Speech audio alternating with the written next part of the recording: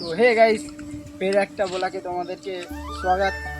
আর যাই হোক, তোমাদের দেখতে পাচ্ছ হাতে এটা কি আমি নিজেও জানি না। ফ্লিপকার্টে দেখেছিলাম যে বাইক রাইডারের জন্য এটা বেস্ট, তাই কিনে নিয়ে চলে এসেছি।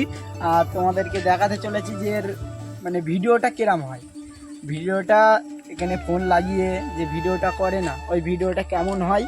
আর যাই হোক, তোমরা সাথে থাকো, আমি দেখাতে চলেছি। বাই।